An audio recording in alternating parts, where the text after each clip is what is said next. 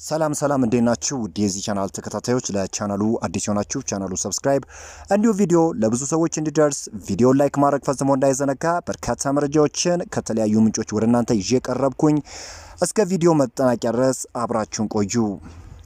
ለማንቸስተር ዩናይትድ እጅግ ቅርበት ያለው ሳሙኤል ሉካስ ይህንን መረጃ አጋርቷል። ማንቸስተር ዩናይትዶች በዚህ ክረምት ቢያንስ 4 ወሳኝና ቁልፍ ፊርማዎችን ማድረግ ይፈልጋሉ። ማንቸስተር ዩናይትዶች ታዲያ በዚህም ነገር እርግጠኛ እንደሆኑና የፊት መስመሩንም እንደሚያጠናክሩት ክለቡ የፊት መስመሩን ለማጠናከር የግድ ተጫዋች ሽያጭ እንደማያስፈልገው እንግዲህ ለማንቸስተር ዩናይትድ ቅርበት ያለው ሳሙኤል ሉካስ ዘግቧል። ሌላኛው መረጃ እንግዲህ በዚህ የውድድር ዘመን በሁሉም ውድድር 36 የጎል ተሳትፎ ያለው ብሩኖ ፈርናንዴዝ ከጄራርድ ምርጥ ሲዝን ተብሎ ከሚወራለትም የተሻለ ነው። እንግዲህ ጄራርድ ትልቁ የጎል ተሳትፎ 33 መሆኑ ይታወቃል። ግን የብሩኖ ቁጥር አግራሞት የሚጨምርበት ይህንን ያደረገው ማንቸስተር ዩናይትድ በታሪክ አስከፊ ጊዜ ላይ ባለበት ወቅት መሆኑ ደግሞ እጅግ አስገራሚ ያደርገዋልና ተጫዋቹ ቁልፍ ሚናውን እየተጫወተ ይገኛል።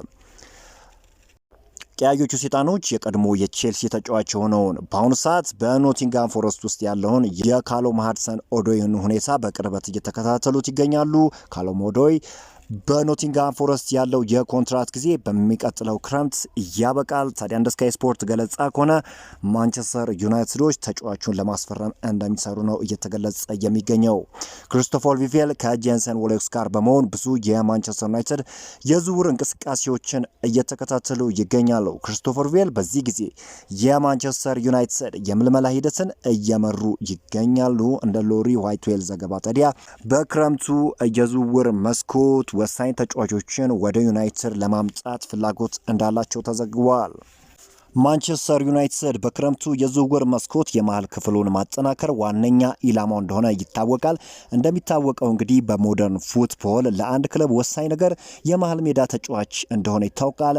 ለአብነት ያህል እንኳን ማንቸስተር ሲቲዎች የሮሪንግ ግልጋሎት ማግኘት ሳይችሉ ሲቀሩ ምን ያህል እንደተቸገሩ ማስተዋል አያዳግትም። በዩናይትድ ቤት እንኳን ካዝሜሮ ፕራይም በነበረባቸው ወይም ከሪያል ማድሪድ ወደ ማንቸስተር ዩናይትድ መጥቶ አስገራሚ ብቃቱን ባሳየባቸው ወቅት ዩናይትድ በጨዋታ ብልጫ ሌሎች ክለቦችን ሲረታ መመልከት ችለናል። ዩናይትዶች ታዲያ የክሪስታል ፓላሱን ተስፈኛ ተጫዋች አዳም ዋርተንን በክረምቱ የዝውውር መስኮት ለማስፈረም ሀሳብ እንዳላቸው ተዘግቧል። የ21 ዓመት ወጣት በክሪስታል ፓላስ ቤት አይነተኛ ሚናን መጫወት የቻለ ተጫዋች ነው። እንደ ኮት ኦፍ ሳይድ ዘገባ ከሆነ ቀያዮቹ ሰይጣኖች በቅርበት ተጫዋቹን እየተከታተሉት ሲሆን በክረምቱ የዝውውር መስኮትም ተጫዋቹን ለማስፈረም ከፍተኛ ስራን እንደሚሰሩ ነው እየተገለጸ የሚገኘው። ፖርቹጋላዊ አሰልጣኝ ሩበን አሞሪም የተጫዋቹ አድናቂ ሲሆኑ ይህም ደግሞ ክሪስቶፈር ቪቬል ተጫዋቹን እንዲከታተሉት አነሳስቷቸዋል። ነገር ግን የተጫዋቹ አስደናቂ ብቃት ሌሎች የአውሮፓ ክለቦችም እንዲሳቡ አድርጓል። ተጫዋቹ ታዲያ ከብላክበርን ሮቨርስ ነው እንግዲህ ክሪስታል ፓላስን በ2024 መቀላቀል የቻለው በ22 ሚሊዮን ፓውንድ ነበር ክሪስታል ፓላሶችን መቀላቀል የቻለው። ታዲያ በርካታ የአውሮፓ ክለቦች በተጫዋቹ ላይ ፍላጎት አሳይተዋል። አስገራሚ አይደለም፣ ተጫዋቹ እጅግ አስደናቂ እንቅስቃሴን እያሳየ ይገኛል። ኔዘርላንዳዊ ተጫዋች ጆሹዋ ዘርክሲ በሳር ላይ ቀለል ያሉ እንቅስቃሴዎችን መስራት ጀምሯል። የውድድር ዘመኑ ከማብቃቱ በፊት ጆሹዋ ዘርክሲ ወደ ሜዳ ይመለሳል ብሎ ማሰቡ የማይቻል ነው ተብሎ ይታሰባል። ነገር ግን ጆሹዋ ዘርክሲ ለአውሮፓ ሊግ የፍጻሜ ጨዋታ ላይ ለመድረስ በጣም በትኩረት እየሰራ ይገኛል። ጆሹዋ ዘርክሲ ጉዳት ባስተናገደበት ወቅት የመጀመሪያ እቅዱ ለቅድመ የውድድር ዘመን ዝግጅት በቶሎ መመለስ ነበር። ነገር ግን አሁን የሚወጡ መረጃዎች እንደሚጠቁሙት በዩሮፓ ሊግ ፋይናል ተጫዋቹ የመድረስ እድል እንዳለ ነው እየተገለጸ የሚገኘው። በብራዚላዊ ተጫዋች በማቲያስ ኩናና በማንቸስተር ዩናይትድ መካከል ያለው ስምምነት ምንም ነገር እንዳልተቀየረ ተነግሯል። ማንቸስተር ዩናይትዶች ከማቲያስ ኩና ጋር ስለ ስምምነቱ ዝርዝሮች እየተወያዩ ሲሆን በሁለቱ ወገኖች መካከልም ንግግሮች አዎንታዊ በሆነ መንገድ ቀጥለዋል። ማንቸስተር ዩናይትድ ለማቲያስ ኩና ዝውውር ከወልቨርሃምፕተን ወንደረርስ ጋር እያደረገ ያለው ውይይትም በከፍተኛ ደረጃ ላይ ሲሆን ማንቸስተር ዩናይትዶች ታዲያ በክፍያ መዋቅሩ ላይ መፍትሄ ለማግኘት በመስራት ላይ ይገኛሉ ሲል እንግዲህ ታማኙ ጋዜጠኛ ፋብሪዚዮ ሮማኖ ገልጾታል። ማንቸስተር ዩናይትድ ከሰሜን ለንደኑ ክለብ ቶተንሃም ሆትስፐር ሊለቅ የደረሰውን የ16 ዓመቱን ወጣት ባለተስፈኛ ተጫዋች ዴክስተር ኦሊቨርን ለማስፈረም እየሞከሩ ነው። ውሃ ሰማያዎቹ ማንቸስተር ሲቲዎችም የተጫዋቹ ፈላጊ ክለብ ሆነዋል። እንግዲህ ይህ ተጫዋች እጅግ አስደናቂ እንቅስቃሴን እያሳየ ይገኛል። ብዙ ጎሎችንም እያስቆጠረ ይገኛል። ይህም እንግዲህ በርካታ ክለቦች በተጫዋቹ ላይ ፍላጎት እንዲያሳዩ አድርጓል። ከነዛም ውስጥ ደግሞ ማንቸስተር ዩናይትድ እና ማንቸስተር ሲቲ ይጠቀሳሉ። ከሳምንታት በፊት ጉዳት አጋጥሞት የነበረውና ከጥቂት ጨዋታዎች ውጪ የነበረው ዲያጎ ዳሎ ከሲዝኑ መጠናቀቅ በፊት ወደ ሜዳ ሊመለስ የሚችልበት እድል እንዳለ ተነግሯል። በዚህም ተጫዋቹ በካሪንግተን የተለያዩ የግል ልምምዶችን ከማድረጉም በላይ እነዚህን የግል ልምምዶች በተሳካ ሁኔታ ማጠናቀቅ ችሏል።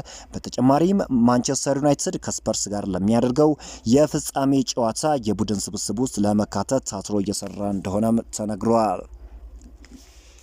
ማንቸስተር ዩናይትድ ከቶተንሃም ሆትስፐር ጋር በሚያደርገው የዩሮፓ ሊግ የፍጻሜ ጨዋታ ላይ ዩናይትድ ጨዋታውን ያሸንፋል ብዬ የማቀርበው ሎጂካል የሆነ ምክንያት የለኝም።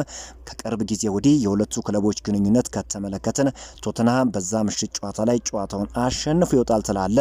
እኔ የሚሰማኝ ቶተንሃም ሆትስፐሮች በዛ ጨዋታ ላይ ምርጥ እንቅስቃሴን ያሳያሉ፣ ምርጡ ቡድንም ይሆናሉ። ነገር ግን ጨዋታውን ማንቸስተር ዩናይትድ ያሸንፋል።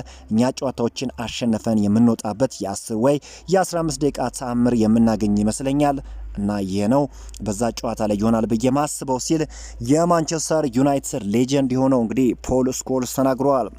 የሌኒዮሮ ጉዳትን ባስመለከተም እንግዲህ አዲስ መረጃ አለ። እንግዲህ መጀመሪያ ላይ እንደታሰበው ከባድ ነበር የዚህ ተጫዋች ጉዳትና ነገር ግን መቼ ወደ ሜዳ እንደሚመለስ ምንም የታወቀ ነገር የለም። ሌኒዮሮ ግን ከጉዳቱ ጋርም ሆነ ለማንቸስተር ዩናይትድ ጨዋታውን ለመከወን ፈቃደኛ እንደሆነ ተገልጿል። ተጫዋቹ እንግዲህ ለዩሮፓ ሊግ ፋይናልም የመድረስ እድል እንዳላቸው ሁለቱ ተጫዋቾች ማለትም ጆሹዋ ዘርኪዝና ሌኒዮሮ ለፋይናሉ ጨዋታ እንደሚደርሱ ይታሰባል። የዌስትሃም የመሃል ሜዳ ተጫዋች የሆነው ጊዶ ሮድሪጌዝ በኦልትራፎርድ የመጫወት ህልሙን እውን ካደረገ በኋላ እንባውን መቆጣጠር ተስኖት እንደነበር ተገልጿል። ሁሌም እሁድ ማለዳ ላይ በቤቱ የፕሪሚየር ሊግና የኦልትራፎርድ ጨዋታዎችን ይመለከት የነበረው እንዲሁም አንድ ቀን ፕሮፌሽናል እግር ኳስ ተጫዋች የመሆን ህልም የነበረው ጊዶ ዛሬ በቁርጠኝነትና በጽናቱ የሚኮራ ሲሆን እስካሁን ባለው ሂደት ተደስቻለሁ፣ ወደፊትም እንደምደሰት አምናለሁ። ከጨዋታው በኋላም እንዴት እንዳለቀስኩኝ ልነግራችሁ አልችልም እና ህልሞቼን እውን ለማድረግ ጠንክሬ መስራቴን እቀጥላለሁ ሲል ተናግሯል። ማንቸስተር ዩናይትድ፣ ቶተንሃም ሆትስፐር እና በርካታ የጀርመን ቡንደስሊጋ ክለቦች የሌጀንድ ክርስቲያኖ ሮናልዶ ልጅ የሆነውን ክርስቲያኖ ጁኒየርን ማስፈረም ይፈልጋሉ።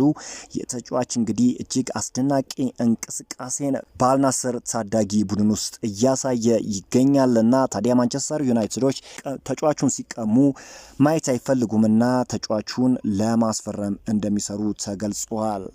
ከአሙሪም በጣም የተመቸ ነገር ቢኖር ወዲያውኑ ትልቅ ጫና ውስጥ እንደሚገባ ያውቅ ነበር። እንደዚህ አይነት ውጤቶችን በመስከረምና ጥቅምት ዳር የምንመለከት ከሆነ በጭራሽ ከዛ ማምለጥ አይችልም። ወደዚህ ሲመጣ ከነበሩት ሁኔታዎች አንጻር ግን ከዚህ የተሻለ ማድረግ ነበረበት ሲል እንግዲህ የማንቸስተር ዩናይትድ ሌጀንድ የሆነው ጋሪ ኔቨል ተናግረዋል። ውድ የዚህ ቻናል ተከታታዮች በዛሬው ዕለት የወጡ መረጃዎች እነዚህን ይመስላሉ። በነገው ዕለት እንግዲህ አዳዲስ ትኩስ መረጃዎችን ወደ እናንተ የማደርሳችሁ ይሆናል። በርካታ መረጃዎችን በዛሬው ዕለትም አድርሻችኋለሁ። አዳዲስ መረጃ እንዲደርሳችሁ ይህንን ቻናል ሰብስክራይብ እንዲሁም ቪዲዮ ላይክ እና ሼር ማድረግ ፈጽሞ እንዳይዘነጋ።